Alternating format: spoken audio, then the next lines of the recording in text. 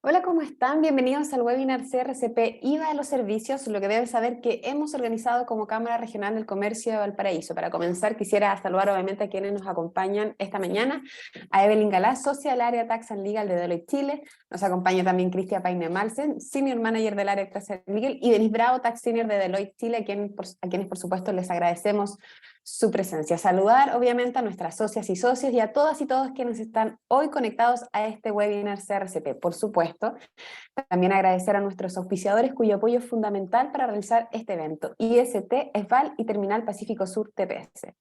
Bueno, como muchos de ustedes sabrán, desde el 1 de enero de este 2023 comenzaron a grabarse con IVA decenas de servicios profesionales prestados en Chile, tanto por empresas como por algunas sociedades profesionales que previamente no se encontraban afectos a este impuesto. Por tanto, deberán cumplir con la obligación de agregar un 19% al valor del servicio y emitir la documentación tributaria correspondiente. Entre los servicios que ahora pagan el IVA están algunas actividades de producción audiovisual, servicio informático, portales web, servicios veterinarios y actividades de organizaciones religiosas, solo por nombrar algunas. No obstante, la ley mantuvo vigente las excepciones que ya existían para las personas naturales que emiten boletas de honorario, quienes no tendrán ningún cambio en su operación, y para los demás servicios ya exentos en la ley de impuestos a las ventas y servicios. Por eso, y para abordar los alcances de las modificaciones introducidas por la ley 21.420, es que hemos organizado este webinar CRCP.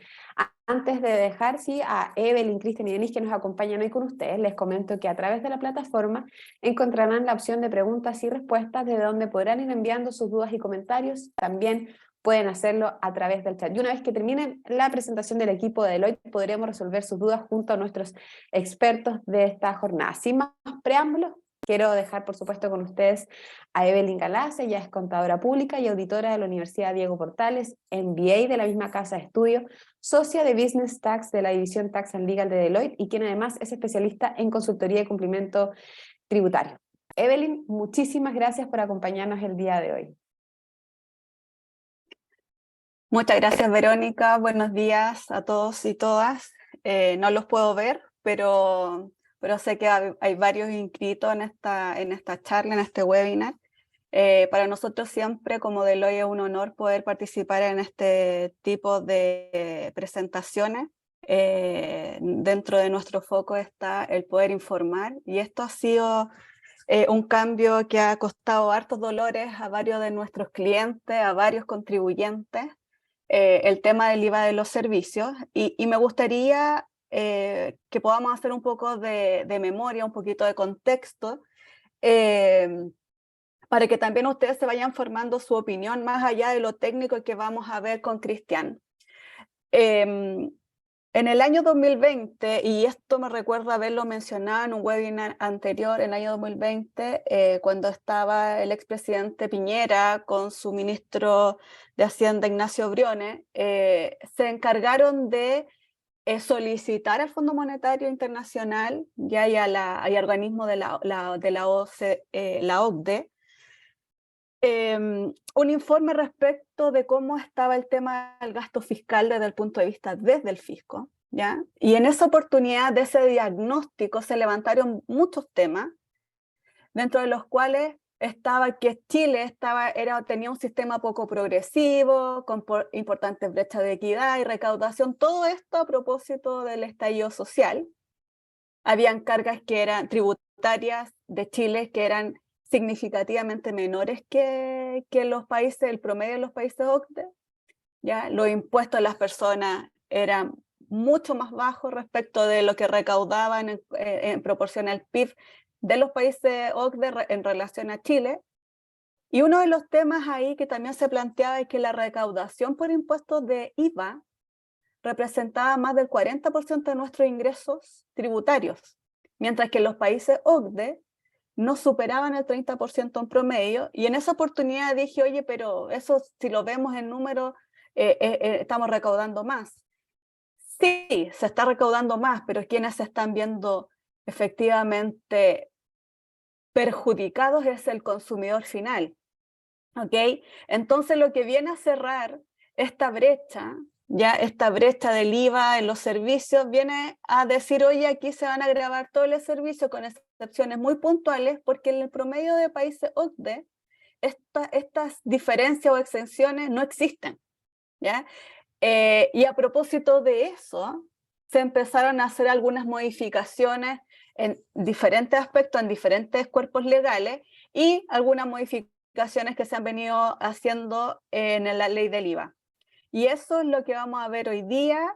Se generó una ley, la de modernización tributaria, que se empezó a implementar ya en febrero de 2020, con algunos periodos transitorios, donde ya se empezaron a eliminar algunas exenciones, no necesariamente en IVA, pero sí en otros ámbitos, en pos de dar cumplimiento a no tener más esta brecha que hoy día nos estaba generando con los países, con el promedio de países OCDE. Dicho eso,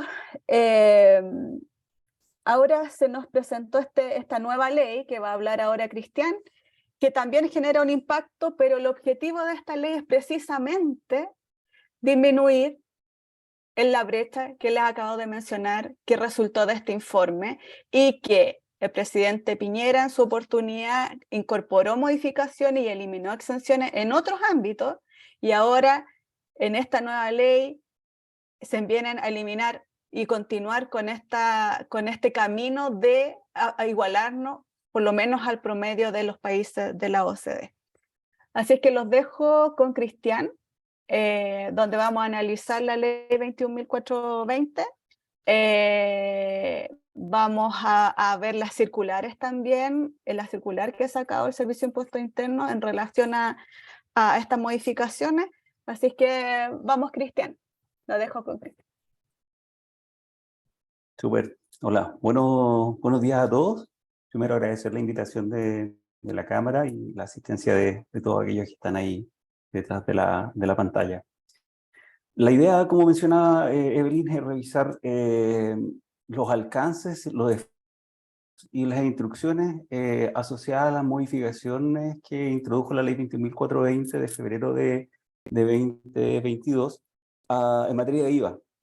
Y un cambio profundo, digamos, al paradigma de cómo se venía entendiendo el hecho grabado general, servicio, ¿sí? Hasta antes de esta modificación, si recordamos la definición de... Perdón, voy a activar la presentación, lo siento. Sí, gracias.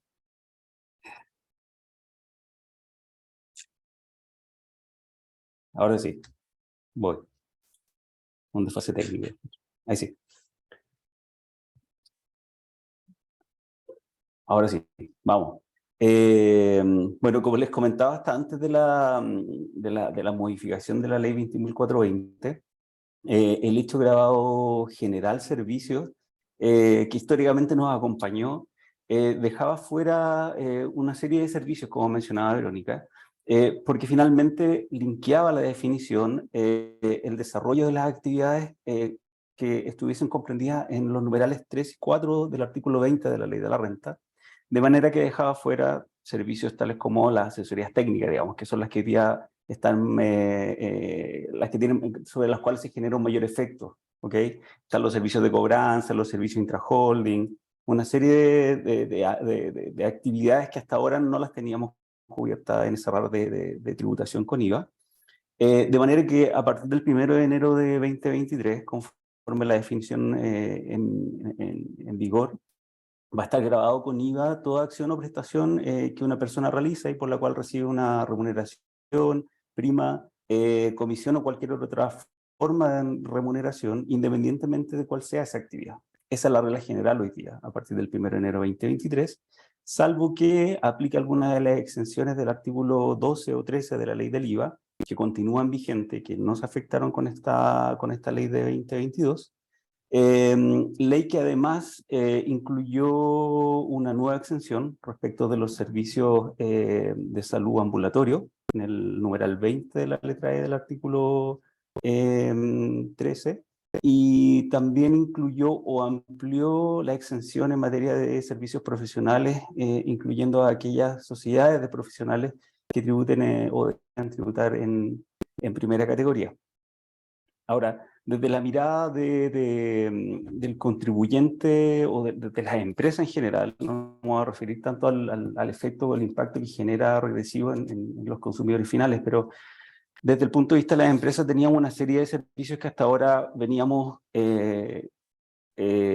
facturando sin IVA, principalmente servicios de intra-holding o servicios de asesoría que generan un impacto en caja al final del día, teniendo que hoy agregarle este 19% a partir de la entrada en vigor de la ley en análisis, y que genera finalmente todo un descuadre a nivel de caja, ¿cierto? O a nivel de créditos fiscales, débitos fiscales, porque teníamos sociedades que no eran contribuyentes de IVA, ¿cierto? Principalmente las holdings, sociedades no operativas, y que en definitiva hoy día le vamos a inyectar esta problemática del IVA en la ecuación que es necesario tener en vista de cómo podría afectar eventualmente el día a día. Ahora, para ir analizando la normativa, vamos a revisar fundamentalmente en este caso las dos exenciones que introdujo la ley 21.420, de nuevo considerando que el hecho grabado general es que afecta a todo tipo de servicios, ¿cierto? Prestado o utilizado en territorio nacional. Y la principal exención que hoy día se está analizando y está en los medios, digamos, y en la que se está trabajando, dice relación con los servicios prestados por sociedades de profesionales, que quizás es la ventana que la gran mayoría de las sociedades, empresas y contribuyentes está utilizando para efectos de evitar el impacto que podría generar el IVA en este tipo de servicios. En ese sentido, el Servicio de Impuestos Internos emitió instrucciones en la materia a través de la circular 50 de febrero, o sea, perdón, de octubre del año 2022, y linkeó en materia de servicios profesionales las instrucciones que ya había establecido la circular 21 del año 91, y en ese contexto dio el marco de acción dentro de los cuales y los requisitos que deberían los contribuyentes cumplir a efectos de entenderse cubiertos por esta exención. Entonces, en ese sentido, dentro de los requisitos que se requieren para poder acceder a esta exención, primero que todo tiene que tratarse de sociedades de personas, desde un punto de vista jurídico, digamos. En consecuencia, solo se van a entender cubiertas por la exención aquellas sociedades de responsabilidad limitada o las sociedades colectivas civiles, dejando fuera en consecuencia todas aquellas sociedades de capital, es decir, aquellas sociedades donde prima el capital por sobre el trabajo.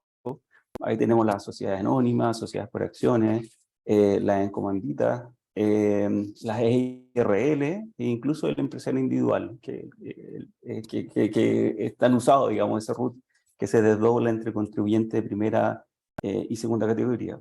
Todo lo que no sea limitado, todo lo que no sea encomendita, o sea, colectiva civil, no va a tener la chance de poder impetrar esta exención.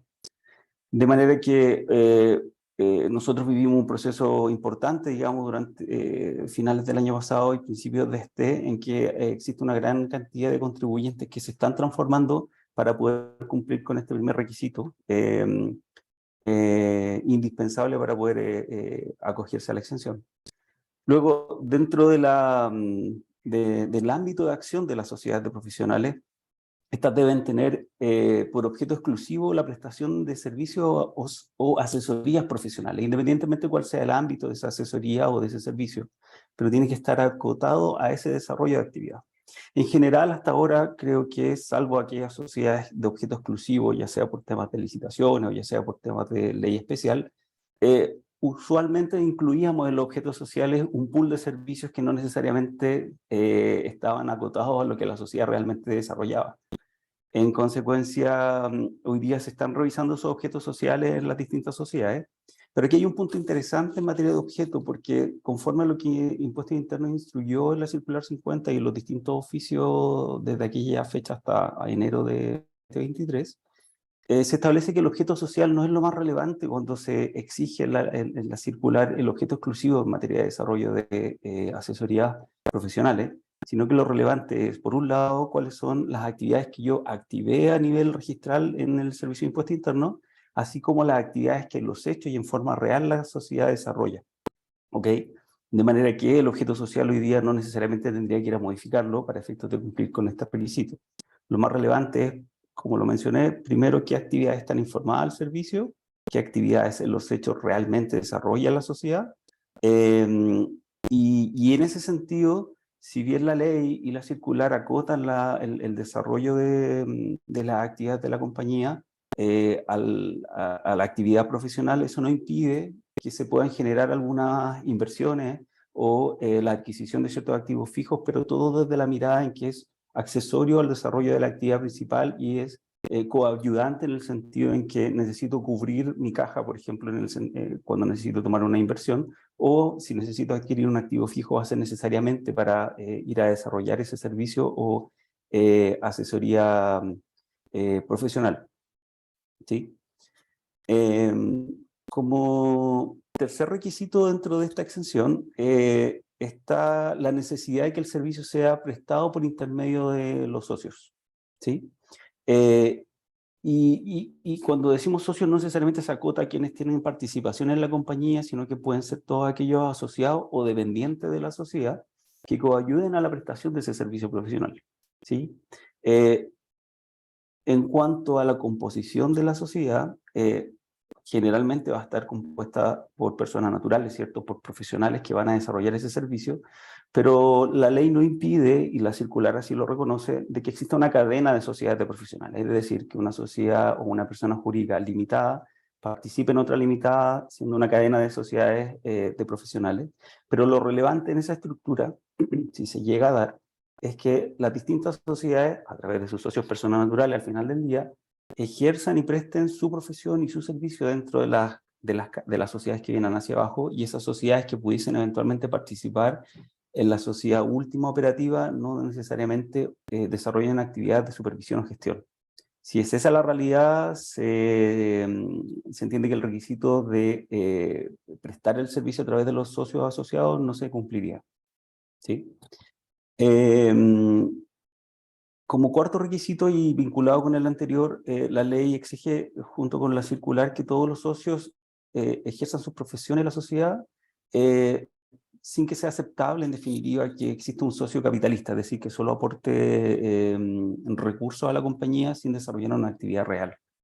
Y esto es súper relevante al final del día, porque existían una serie de sociedades, por ejemplo, en materia médica, donde el doctor ponía a toda su familia y él se incluía en esa sociedad, y era esa sociedad a través de la que facturaba o reconocía sus servicios, ¿cierto? Sus honorarios por el desarrollo de su actividad.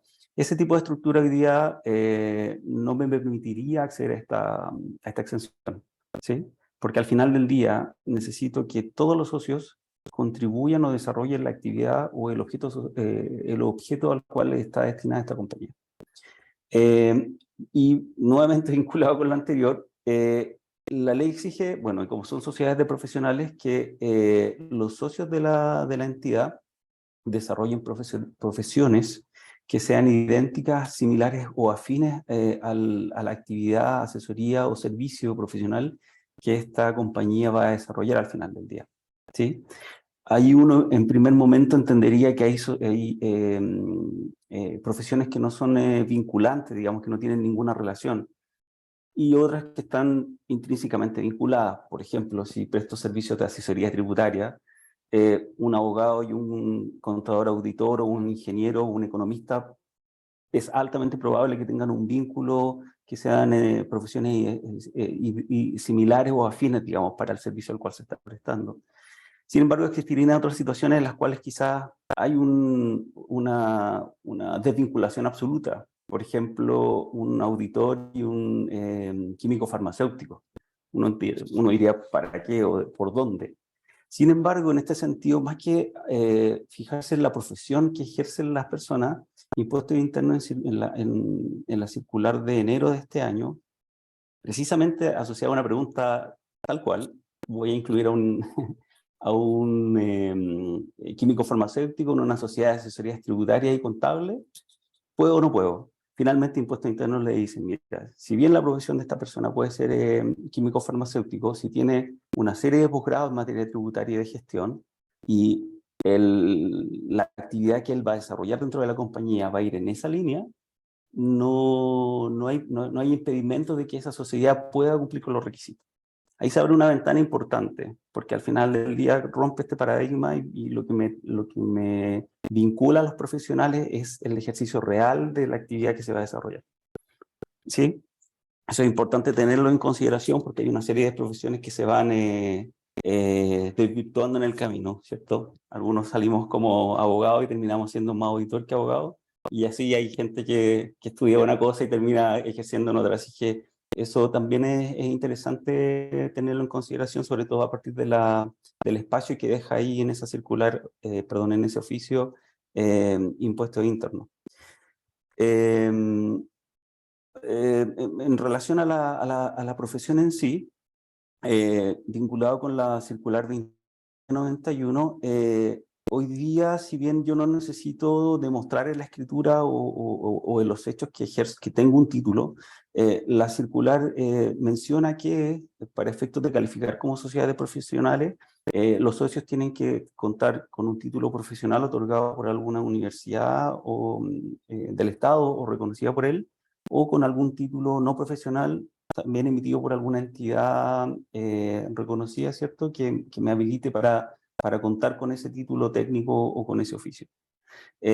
Si bien yo no necesito mencionar esto en las escrituras o incluirlo, ¿cierto?, dentro de la documentación legal, para efectos de esta ventana que se abrió en el registro de sociedades de profesionales, regulado por la resolución 115 del año 2022, Impuestos Internos sí me está pidiendo acompañar estos títulos profesionales. Entonces, si es que estamos pensando en incluirlo en esta gestión de acceder al registro de sociedades profesionales, es importante tener en consideración que se van a exigir estas acreditaciones.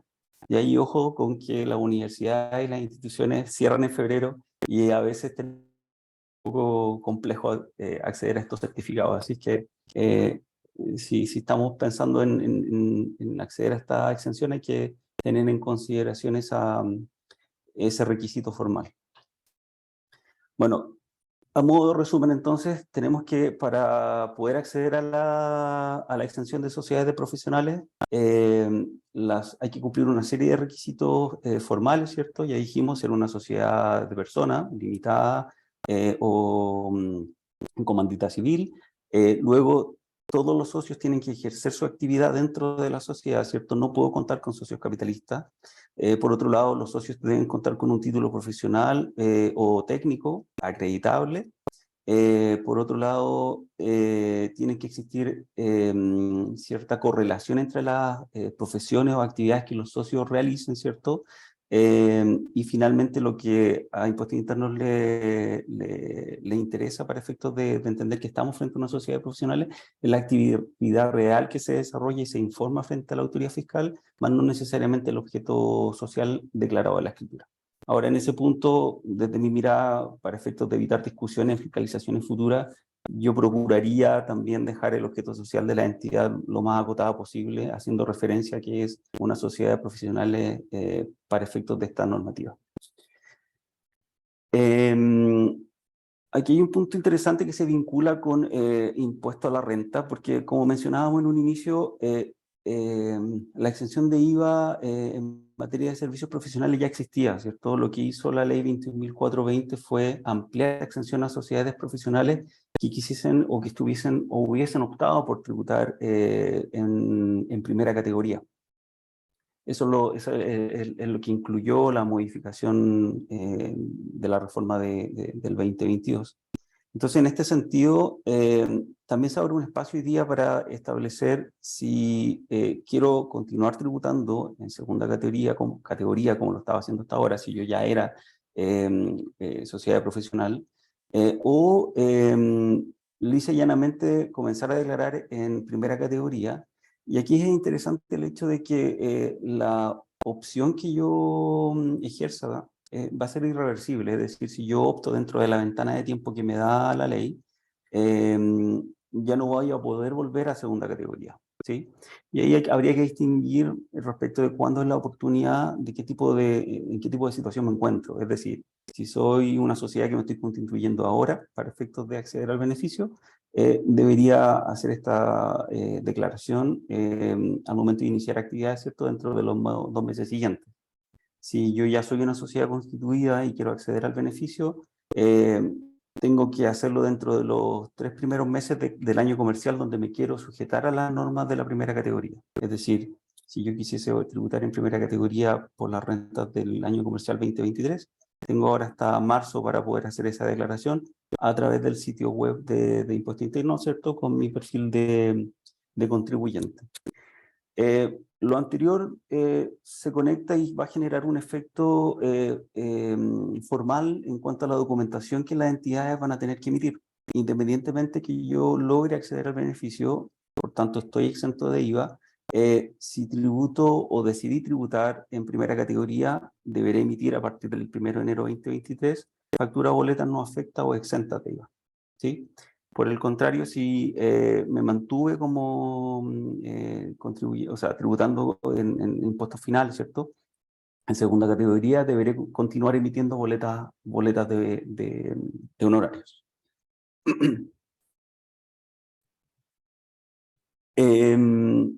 Hay un punto muy interesante dentro de la circular que se pone a tono, y yo creo que aquí Impuesto Interno reconoce la realidad y el derecho o los derechos que tienen los contribuyentes, y establece expresamente dentro de la circular 50 del 2022 la posibilidad de que las sociedades se reorganicen o que los grupos se reorganicen para efectos de poder acogerse a la exención de los servicios profesionales.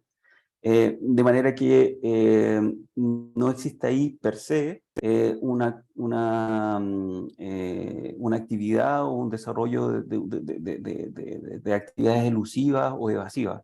El Impuesto Interno reconoce ese derecho y en consecuencia me permite que, siendo sociedades de capital, sociedad anónima, SPA, etcétera, SPA era la más usada entre las sociedades profesionales, yo me pueda convertir en una sociedad limitada para poder en el fondo acceder a este beneficio.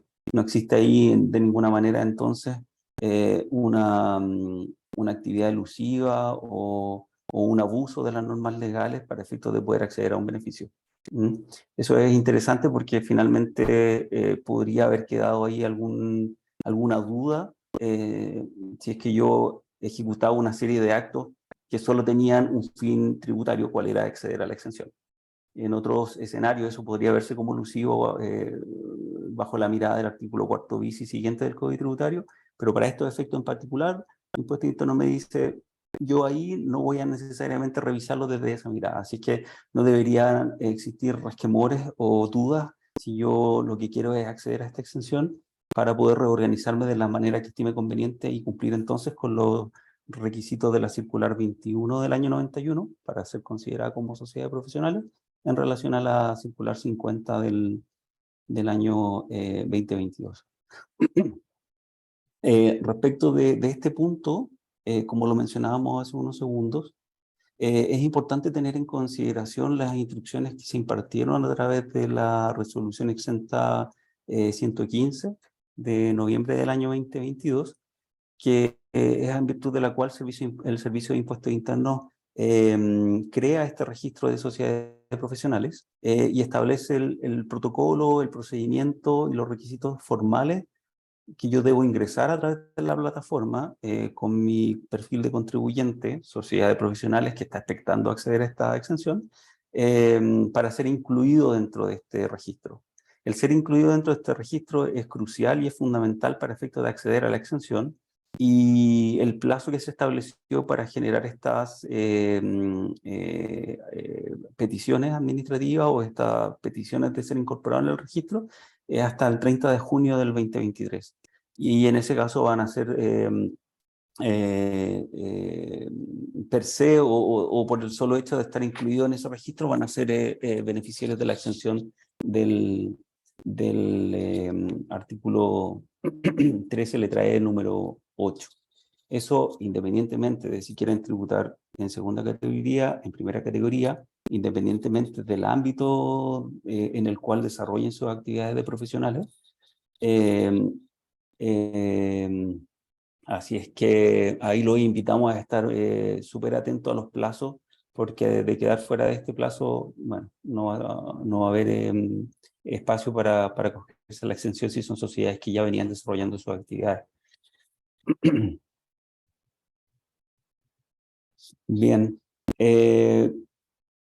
como les mencionábamos en un inicio, dentro de lo que se previó en la ley 21.420, además de la modificación del hecho grabado general, la ampliación de la exención de a las sociedades de profesionales, se introdujo una nueva exención en el número 20, letra E del artículo 13, donde, perdón, el artículo 12, donde se entienden exentos los servicios, procedimientos y prestaciones ambulatorias en materia de salud. Los requisitos básicamente para efectos de acceder a esta exención es que no exista alojamiento, alimentación o un tratamiento que permita a la persona recuperar la salud de aquellos que prestan instituciones tales como hospitales, clínicas o maternidades, ¿sí?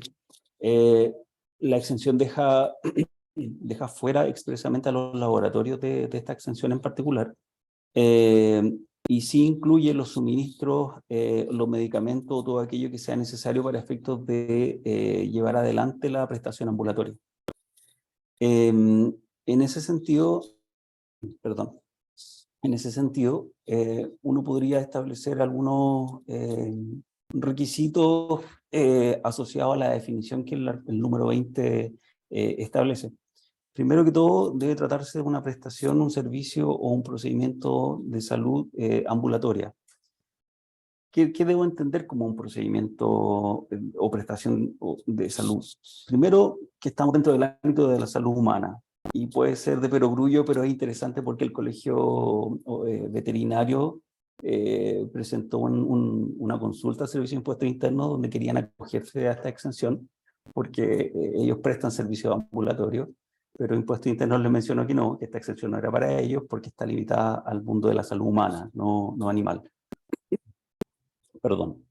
Y en ese sentido, la circular 50 establece expresamente que se entenderán comprendidas dentro de esta exención aquellas prestaciones que están en la nómina de arancel de la modalidad institucional o el plan de libre elección. En consecuencia, si yo voy a revisar esa nómina publicada por FONASA, donde se incluyen cuáles son las prestaciones institucionales o de libre elección, debería entender yo que estoy dentro del contexto de la exención del artículo 20. ¿Sí? Entonces ahí hay que estar atento a esa nómina que es actualizada recurrentemente por el Fondo Nacional de Salud. En oficios posteriores, y la circular también hace un guiño a este punto, no lo limita necesariamente a las prestaciones que ahí se incluyan en esas nóminas, sino que también pueden ser asimilables a esas prestaciones. Entonces, lo interesante ahí es evaluar servicio por servicio, actividad por actividad, más que establecer reglas generales. Pero lo cierto es que si estoy en esas nóminas, no hay duda de que mi servicio sí es una prestación de carácter ambulatorio, o sea, de salud y de carácter ambulatorio. Ahora, que sea de carácter ambulatorio es sumamente relevante porque deja fuera todos aquellos accesoriedades a los servicios que generalmente dicen relación con la hotelería, con la alimentación, con el alojamiento, ¿cierto? Y a todos aquellos tratamientos que estén destinados a la recuperación de la salud desde un punto de vista más profundo, una enfermedad, no sé, pienso en un cáncer, por ejemplo, pero la norma lo vincula necesariamente con servicios prestados por hospitales, clínicas y maternidades. Sin embargo, ahí hay que ser cuidadoso al hacer el análisis porque los hospitales, clínicas y maternidades prestan un pool de servicios. Entonces, no necesariamente porque lo presten esas entidades no va a ser posible acceder a esta exención. ¿Sí? Ahí hay oficios interesantes en materia de esta exención, donde se ha preguntado expresamente por servicios odontológicos, por servicios de radiología, donde sí se ha establecido que son candidatos para acceder a esta exención. Y hay uno aún más interesante que va más allá, porque uno podría entender que no se encontraba como parte de esta exención, que son aquellos servicios prestados por equipos quirúrgicos. Impuesto Interno dice que mientras ese equipo quirúrgico preste solo ese servicio y la hospitalización, la alimentación, el alojamiento sea prestado por otra entidad que no sea quien hizo la cirugía, se entiende que esa cirugía califica como parte del servicio ambulatorio de procedimientos de salud.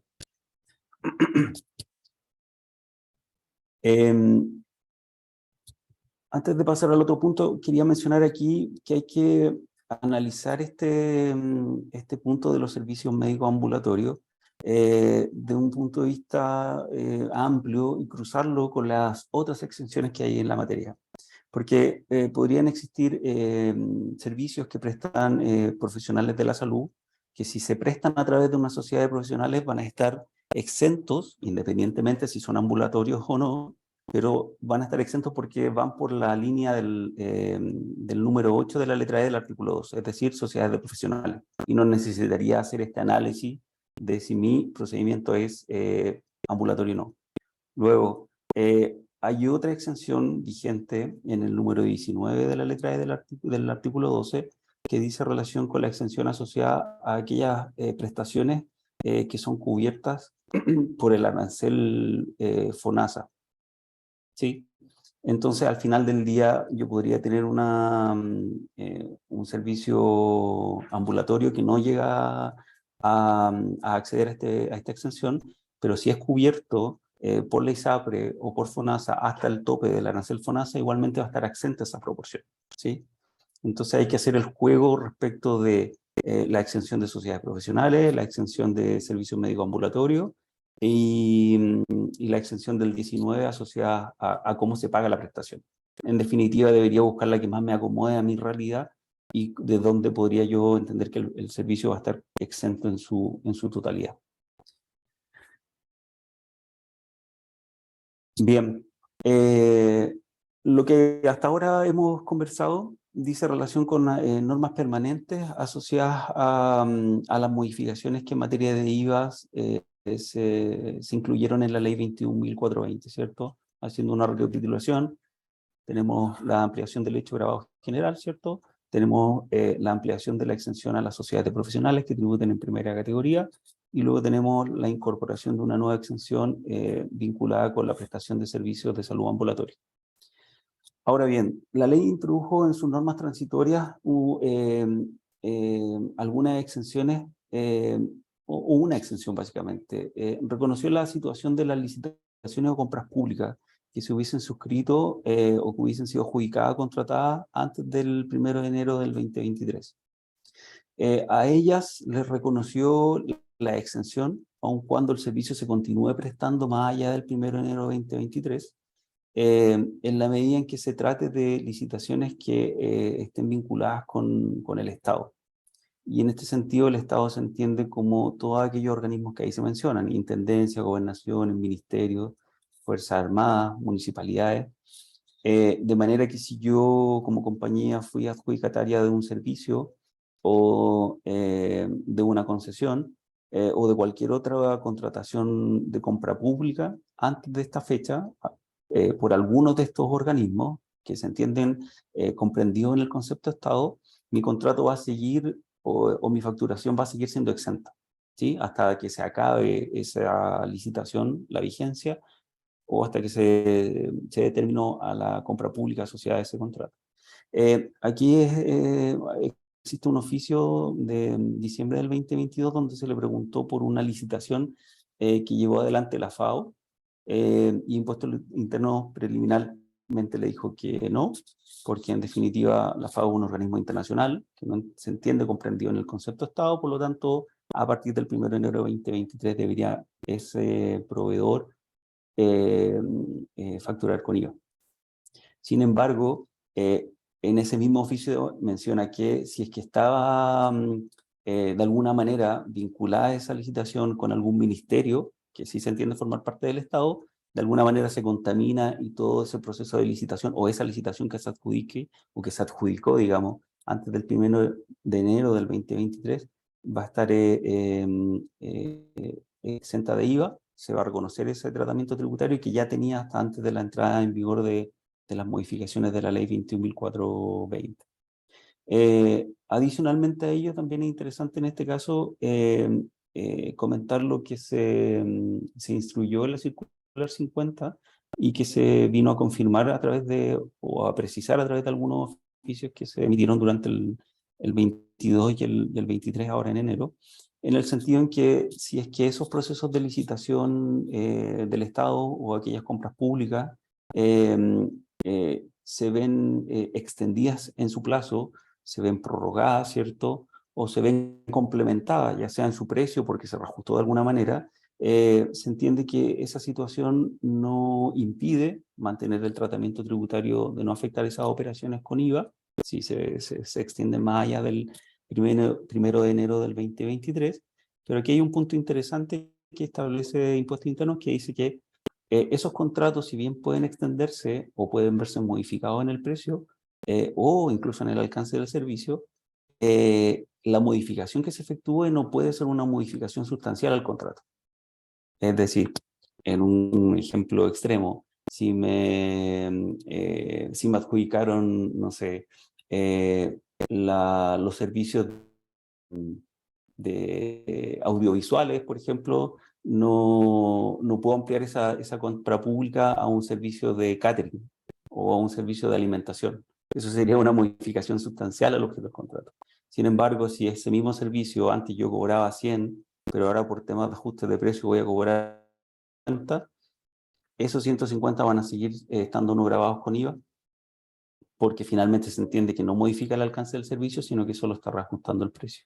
De la misma manera, si es que para el cumplimiento de las obligaciones asociadas a esa licitación o a esa compra pública, yo necesito subcontratar otros servicios, esos subcontratos igualmente van a entenderse cubiertos por esta norma transitoria y en consecuencia no van a estar afectados a IVA. Es decir, mantienen el tratamiento tributario que tenían antes de la modificación, legal. ¿Sí? ¿Qué otro punto interesante en este caso? Creo que eso. Así es que si es que sus compañías tienen algún contrato con el Estado que se haya adjudicado, se haya suscrito con anterioridad al 1 de enero del 2023, la tributación que les va a afectar va a ser la misma que tenían hasta antes de la entrada en vigor de la ley 21.420 en materia de ampliación del hecho grabado general servicios. Sí, ahí agregar, Cristian, ¿me escuchan, verdad? Sí. Sí. Agregar que ya muchas de las empresas del fisco han estado mandando a varios de nuestros clientes respecto de las condiciones que deben tener los contratos a efectos de que se amparen bajo esta instrucción que se ha dado, ya de que se sigan manteniendo exentos, pero para eso los invitamos a que revisen sus contratos, que cumplan con todo lo que se establece en esta circular, las características de las prórrogas, que esté bien explícito el tema del plazo, de cuando se firmó efectivamente este contrato, porque el peso de la prueba va a caer en el contribuyente, y por muy empresa del Estado, el contribuyente van a ser ustedes y el servicio los va a perseguir a ustedes. Entonces, es una invitación a que revisen si es que están en este caso. Sí, efectivamente. Gracias por esa acotación, Evelyn. Sí, eso es súper relevante. O sea, no por el solo hecho de entenderme contratado por el Estado, voy a estar santiguado y cubierto por la exención. Es indispensable tener esa prueba y sobre todo el tema de la fecha. Tratar de, bueno, revisar la fecha y por otro, darle fecha cierta a través de algún acto jurídico que me permita defender esa fecha frente a una eventual fiscalización. Ok. En cuanto a la vigencia de las modificaciones de la ley 21.420, hay un tema que es bien interesante y yo creo que da para opiniones, digamos.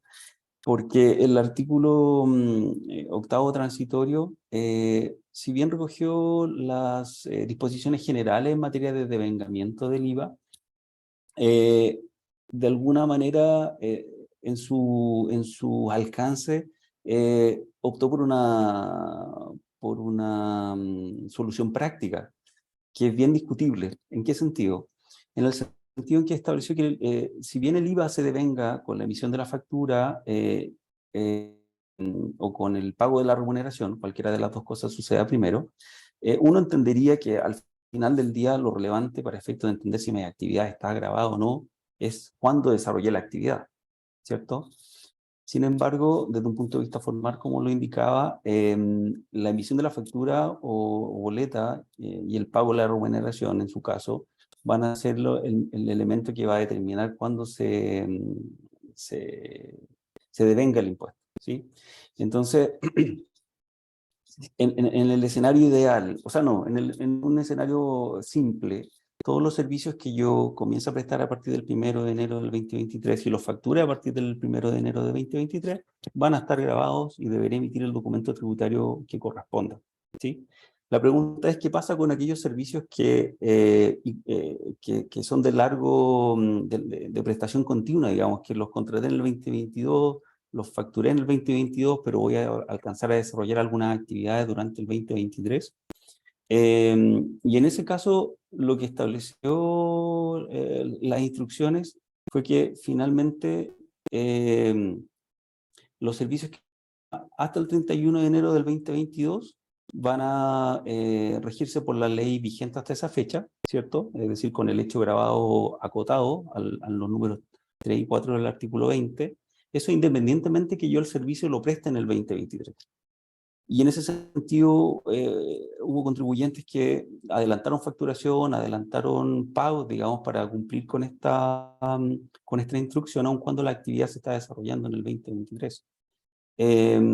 Por el contrario, si la actividad se desarrolló en el 2022, por ejemplo, pero yo, por contrato, por el convenio que tuve con mi cliente, lo voy a facturar el 2023, voy a tener que agregarle el IVA, aun cuando todo se generó desde un punto de vista de hecho durante la vigencia de la norma anterior. Entonces hay un tema ahí súper interesante que hay que tener en cuenta y que hay que analizar servicio por servicio y contrato por contrato, si es que no se hizo, digamos, o sea, ya estamos sobre la marcha. Y en este sentido hay un oficio interesante de impuesto interno de enero ahora, del 19 de enero, en el que le preguntan, y me voy a dar la libertad de leerlo porque es bien interesante lo que dice. Dice primero que los servicios facturados y pagados durante el 2022, aun cuando sean prestados o desarrollados durante el 2023, se regirán por la ley vigente al 31 de diciembre del 2022. ¿Sí? Hasta ahí yo creo que es un poco en línea con lo que trae la circular. Luego dice que los servicios desarrollados durante el segundo semestre del 2022, pero facturados y pagados durante el 2023, se regirán por la ley vigente a partir del 1 de enero del 2023. Por lo tanto, expresamente me dice, si mi servicio lo presté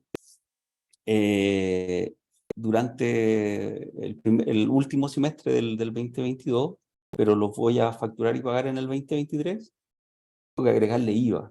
Y quizás yo no negocié mi servicio con IVA con el cliente. Entonces ahí hay todo un tema contractual de quién se va a hacer cargo del IVA desde un punto de vista económico, digamos. ¿Sí? Porque más allá de cumplir con mi formalidad de emitir una factura afecto exenta, me va a generar disyuntivas contractuales en términos de quién va a financiar la caja de ese IVA que va a afectar un servicio que probablemente todos esperaban que estuviese exento de IVA o no grabado, por el hecho de que ya venía un contrato anterior a la reforma en materia de IVA y que se prestó incluso con anterioridad. Quizá en este caso yo debía haber facturado antes y evitar facturar en el 2022. Y el otro punto interesante que quizás ya aquí se sale de cajón de cualquier expectativa que uno tuviese, dice relación con la emisión de notas de crédito. Entonces me dice que los servicios prestados y facturados durante el 2022, pero respecto de los cuales se emite una nota de crédito en el 2023, se regirán por la norma del 2022. ¿Qué tiene sentido? ¿Sí? Yo facturé el año 2022, pero por algún motivo previsto en la ley, tengo que emitir una nota de crédito para dejar sin efecto esa operación, la emito el 2023, no hay IVA involucrado. ¿sí? Sin embargo, continúa el punto, si yo asociado a eso emito una factura al 2023, porque hice un descuento, alguna cosa que necesariamente me involucre emitir una factura 2023, como consecuencia de la nota de crédito 2023, por una factura del 2022, esa nueva factura asociada a aquel servicio que originalmente estaba exento, la tengo que emitir a efecto ahora. Entonces genera un embrollo y un descuadre de documentación tributaria, de registro y de nuevo de temas comerciales con mi cliente, que yo le emití una factura exenta, estábamos de acuerdo, hubo quizás descuentos por algún concepto, ¿cierto? No sé, productos que iban defectuosos, qué sé yo, le emito la nota de crédito este año, le vuelvo a emitir factura y esa factura le tengo que agregar IVA. Este oficio del 19 de enero del 2023, el 211, deja un poco descuadrado el escenario de cómo debería yo entender el juego de los documentos tributarios por servicios que comenzaron el 2022 y se extienden durante el 2023. Ahí la invitación es a revisar bien caso a caso cuál es la situación concreta de las prestaciones que se efectuaron, cuándo se hicieron, cuándo se facturó, cuándo se pagó, para efecto de poder entender con precisión cómo debo facturar esos servicios. En particular, va a haber un tiempo de ajuste, digamos, y ese es el tiempo de ajuste que el artículo 8 trata de regular, ¿sí? Porque como lo mencionaba ahí en el escenario fácil, si son servicios prestados, utilizados, facturados en el 2023, no hay duda que el servicio va a estar afecto y la documentación en la que corresponda. Pero estos que venían de arrastres del 2022 es donde se está generando desajustes que es necesario revisar para efectos de cumplir adecuadamente con lo que la norma establece y no tener inconvenientes en fiscalizaciones posteriores en materia de IVA. Eso es, en términos generales, un review bien general de estas modificaciones de la ley 2420 en materia de IVA. Por cierto que hay casos puntuales, digamos, o sea, esta modificación da para mucha casuística, que es la que se necesita revisar con detención, porque claro, uno puede encontrar elementos que nos permitan resolver de mejor manera y con el menor impacto tributario la transición sobre todo, y hacia el futuro poder acogernos o revisar si existen exenciones de las vigentes, ya sea en el 12 o en el artículo 13, que podamos revisar para efectos de continuar estando exento o en materia de servicios profesionales cumplir a cabalidad y con precisión con las instrucciones y los requisitos que la circular establece. Y ahí, ojo, mucho ojo con los plazos.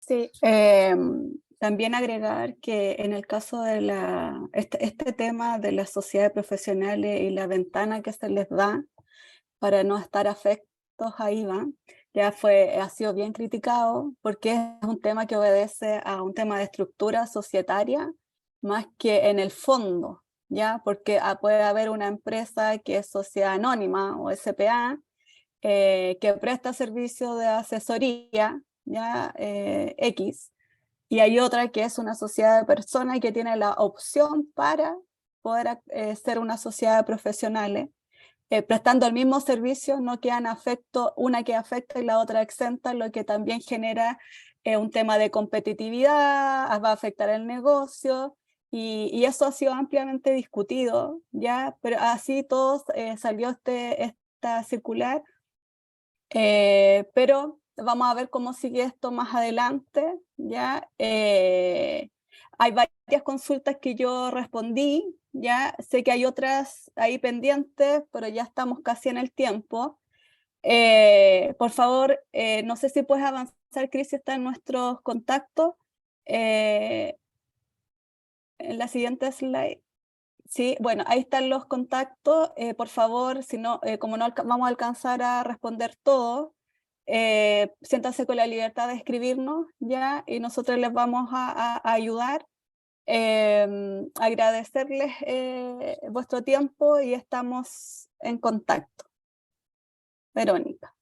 Bueno, muchas gracias, Evelyn, muchas gracias Cristian por esta obviamente interesante presentación. Tal como decía Evelyn, fueron enviando preguntas a través de la plataforma, varias de ellas ya fueron respondidas y en honor al tiempo los invito en el fondo a poder contactarse. No sé Evelyn, si tenemos algunos minutos para responder algunas preguntas. Yo me tengo que conectar a las 10:30 en otra reunión. Entonces tengo que cambiarme de plataforma. Sí, como Entonces, decía Evelyn, nosotros, bueno, ahí están nuestros contactos, de verdad felices de poder resolver las dudas que tengan y ir sí, revisando las situaciones particulares, así que quedamos totalmente abiertos a eso. Desafortunadamente, sí, claro, no sí, me extendí igual muy. hay algunas que no respondí porque requiero más información para poder pronunciarme. No es sí o no, dependen, ¿ya? Entonces, Claro. para que también consideren eso, que son más extensas de responder, ¿ya? Por eso no las respondí. Y lo otro, para la próxima, pusieron por ahí, escribieron que no tuvieran transcriben las palabras y decía cualquier cosa abajo en la presentación. Toda la Ah, presentación. Sí, Ya, ahí así yo que, y ahí te desactivé los escribí también subtítulos. al inicio porque me salían cosas que nada que ver. Sí, si tú te fijas ahora es de la pantalla de Cristian y no se está transcribiendo lo que estamos hablando nosotros, se transcribe solo lo que Claro, habla Cristian. Al ah, parecer es de tu presentación, Cristian. ya. perdón, sí. No te Pero A preocupes. ver, ya fue. ahora, Sí. sí, está, soy yo. Sí. Sí, lo Así que siento, eso, sí. Sí, ya, así es entonces que nada, bueno, quiero darles las gracias obviamente a ti, Evelyn, a ti, Cristian, a todo el equipo de Deloitte por habernos acompañado en este webinar, darles las gracias también a los asistentes por acompañarnos, por enviar todas sus preguntas, tal como decía Evelyn y Cristian, ahí están los contactos de ellos, les invito por favor a escribirles y ellos tendrán toda la mejor disposición para ayudarlos en las dudas que tengan. Agradecer también a nuestros auspiciadores cuyo apoyo es fundamental para realizar este evento, IST, ESVAL y Terminal Pacífico Sur TPS. Comentarles también que este webinar lo estuvimos grabando, así que va a estar disponible ya durante la tarde en nuestro sitio web, así que si lo quieren revisar, si se perdieron de algo, ahí también va a estar disponible. Dicho eso, muchas gracias por acompañarme y que tengan un muy bonito día. igualmente, Gracias, adiós. chao, Chao, chao. chao, muchas gracias.